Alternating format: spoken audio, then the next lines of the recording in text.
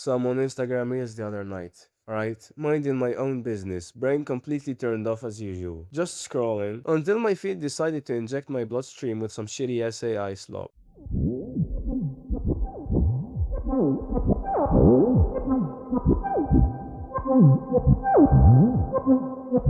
Except it was not. I literally froze, man. I stared at my screen, I thought, nah, this has to be a joke. This can't be real. So I go into the comments like every other person, expecting everyone to be laughing at the meme. But nah, this was no meme, man. The panic sets in, and I see the username. It's the actual verified official Ferrari account. So my brain is trying to cope at this point. I'm thinking, okay, maybe it's a delayed April Fool's joke. I check my calendar and surprise, it's like 9 months away. 9 months away from April. I was completely shocked. What the actual fuck is happening today with the new car industry? Why do these multi-billion-dollar car companies always go out of their way to choose the ugliest design possible? Why? This brings us to today's subject, the new car epidemic. Think what Ferrari used to give us before this dog shit. We had the Ferrari LaFerrari, we had the Ferrari Enzo, and even more recently, we had the Daytona SP3 or the SF90. Actual legendary timeless monuments of engineering. Like, these cars had a soul, man. And now we get this.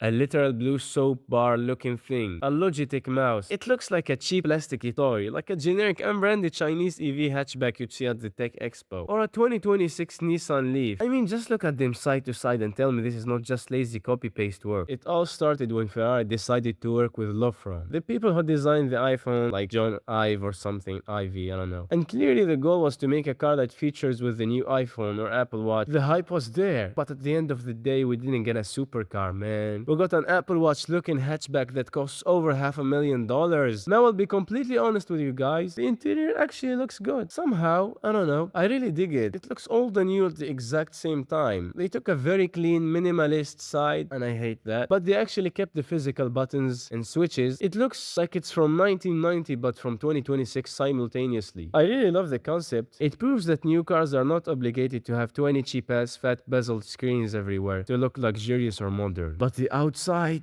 oh man, the exterior is hideous. Ew, what the fuck is this? What the actual fuck were they thinking when making these? If I ever get a chance to sit in a room with these designers, all I want to tell them is, when you make an EV, it does not have to be ugly. It does not. And Ferrari isn't the only one hopping in this trend, man. Look at the new electric Mercedes AMG GT 4-door. Let's be real for a second. If you see this thing rolling down the street at night, maybe with low exposure, a couple of filters, and some middle class cars next to it, you know, to get that mog, you might think, okay, hold on, wait, that actually looks kind of cool, man. That actually looks kind of fire. It has a wide stance, it's attention grabbing, but then you look closer and you realize it could have been so much better. So much better! Instead of an aggressive AMG front end, they gave it this completely blocked off fake grille that looks like a plastic mustache, and these weird weeping teardrop headlights. It looks like a fucking dead fish from Bikini Bottom. Am I bugging? What the hell is that? And because they knew a silent electric bubble has zero emotions, like the car literally has no soul, they literally programmed a fake V8. They literally programmed a fake V8 soundtrack into the interior speakers.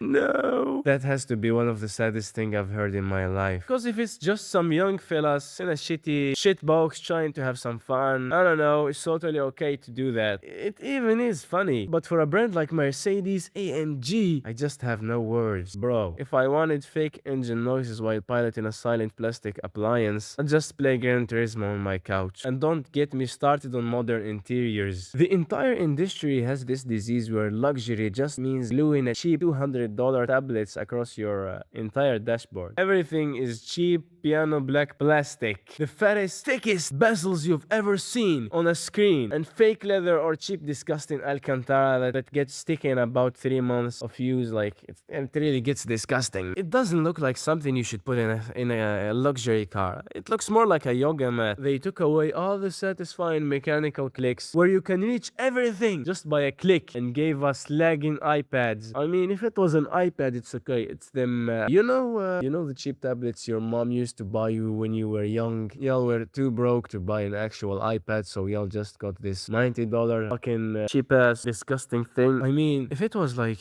if it had high refresh rate, if it was smooth, some cars do it well, but others, it's embarrassing, honestly. Now you have to look at this shitty ass middle console tablet, this fucking disgusting piece of shit. If you just want to change modes on your car while driving, you can't jump from economy to sports mode without jumping on the fucking screen, and you can't drift your fucking supercar without going on the screen and wasting like 5 minutes signing all the legal details shit. Like, yeah, I accept this is illegal. Yeah, I can do it. Fuck you. The thing that I hate the absolute most is the propaganda. Ferrari and Mercedes are actively paying their top tier famous drivers like Lewis Hamilton and the other niggas to get behind the wheel, smile for the cameras, and act like these heavy silent bubbles are actually fun to drive. Like the glass gear stick. And the key as well. Key is very cool. You feel special when you drive this Ferrari. I think it's very futuristic. In terms of the attention to detail, you can tell that's very Ferrari. Nobody's falling for that, man. It's garbage. Then you look at Jaguar. Oh man, this one is bad. This one genuinely hurts. Jaguar sat on an absolute goldmine. A classic British brand with an ultra loyal fan base. Even if older Jaguars weren't always perfectly reliable, they had a soul. They roared like wild animals.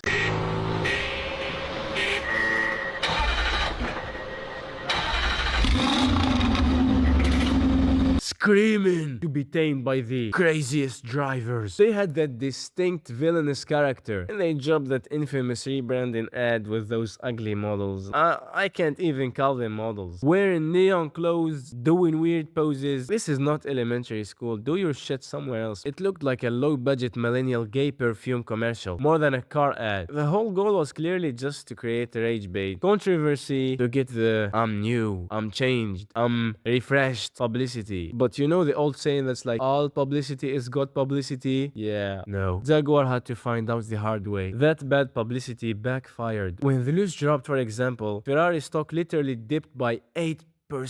That's literally in the billions. But Jaguar completely blew up their own house. They dropped this boxy neon concept car, eliminated the rear window entirely, and tried to become gay Bentley overnight. They completely alienated the loyal people who kept them alive for more than 100 years. Yeah, they weren't that many, but like, they were loyal. And what do they get? This. And BMW used to carry the entire industry on its back then. Man, they built these pure German beasts. Like these menacing faces, menacing personalities. They had soldier souls trapped in them. These engines, these inline sixes and V12s the BMW was producing, they were genuinely cursed. They harvested the souls of their enemy and put them inside the fucking metallic block. But the fun days are over. BMW was genuinely in my personal top 3 favorite car brands of all time. But now, oh no, they're making these blocky, slab-sided shapes that look like a premium French toaster. They completely erased the iconic Hofmeister kink on the side window. But at least BMW did one smart approach recently. See, when they fully bought Alpina, the new Alpina concepts are actually good looking. Like, I know there was only one, but it looks so damn good. And they kept an actual roaring V8 engine. And they checked all the boxes in their design. Yeah, it kind of gives me like owl vibes. I don't know. Like, it actually looks good. It has the BMW language in it. Finally, something good. It proves you don't have to dump the V8 and you don't have to let go of the soul of the vehicle to make a modern car. Someone needs to tell these manufacturers that making a good looking car will not drive your sales down. Look at Audi, for example. The Audi RS6, the RS7, the C8 models. Those cars were designed so far ahead of their time. They are aging like fine wine. Even by 2030, if you're not a hardcore car person, you would never guess that the C8 RS7 is a 10-year-old design in a million years. It's timeless. Or look at the brand new Audi RS5. Yeah, it shifted to a V6 hybrid setup, and the exhaust noise compartment could definitely use an aftermarket upgrade, but it features 4 hybrid electric motors, and it looks beautiful. And it does that thing with the torque, I don't know what it's called. When you activate it, it actually helps you drift. It still carries those wide box flared arches that pay homage to the original Quattro. It's new, it's high-tech, but it still looks like a car. What is the actual reason behind this epidemic? I have 2 main theories, okay? The first one is a bit of deep history. Remember the Aston Martin Signet something like that. Aston Martin literally took a tiny, cheap Toyota IQ smart car, slapped on a leather interior, an Aston Martin badge, and sold it for an absurd price. An absurd amount of money. The goal was to bypass fleet emission regulations and avoid billions in fines. I feel like Ferrari is doing the exact same thing with the Ferrari Luce. They made a fully electric vehicle to pull down their corporate fleet emissions average. Fuck! This sentence is hard! So they can keep selling high margin, loud gas powered V12 hypercars to billionaires. They know nobody wants to buy it. So they'll probably just force people to buy the Luce just to get an allocation or to be on the VIP list for the next good gas car. My second theory is pure physics. See, in biology, there's a concept called carcinization, where entirely different creatures eventually evolve into the shape of a crab. Why, you ask? Because it's the most efficient structure designed for survival. The exact same thing is happening to electric vehicles. When you build an EV, you completely lose the traditional long engine bay because you don't have a giant V8 or a V10 sitting up front. Instead, you have a massive flat skateboard battery pack lining the floorboards between the wheels. To maximize cabin space, designers are forced to push the pillars all the way to the edges. What we call cab forward design. Combine that with the fact that for an EV, range is king. I'm sure you heard that somewhere. If a car has bad aerodynamics, your highway range drops off a cliff. To get the lowest coefficient of drag, the wind tunnel forces air to flow perfectly smooth without hitting any sharp, beautiful, aggressive downforce producing shapes. That is why the electric AMG and the Ferrari Luce look like identical bars of molten soap. They didn't choose the shape. The wind tunnel mathematically forced it on them. EV design is turning into a crab. Ferrari has made stunning, highly futuristic cars over the last few years that still carry the heritage perfectly. The Luce is just an unnecessary step off a cliff, and if the direction of the automotive industry looks like this from now on, I am genuinely sorry for every single guy left on this planet. The scariest part? I already know a ton of clueless, low-test, rich losers who are going to line up with their wallets out saying, "Oh yeah, look at me buying the new lifestyle EV luxury garbage shit. I am gay as fuck." And when people buy this garbage, it just gives corporate boardrooms the exact green light and financial motivation they need to keep manufacturing more of it. More of this fucking garbage. And digging deeper or heading farther towards this direction. Ew, it stinks. Do not let the tech hype override your visual self-preservation instincts. But hey, let me know down in the comments, am I just tripping, or is the Ferrari Luce the official end of automotive romance? Even though most people cannot buy these in their lifetime, we have a right to give our own opinions. And if you're one of those broke-ass niggas, don't hesitate and check this video right here. Maybe you're gonna find your next cheap supercar that would suit you and you would actually buy. Hit that subscribe button so we can track this epidemic together, and I'll catch you guys in the next one.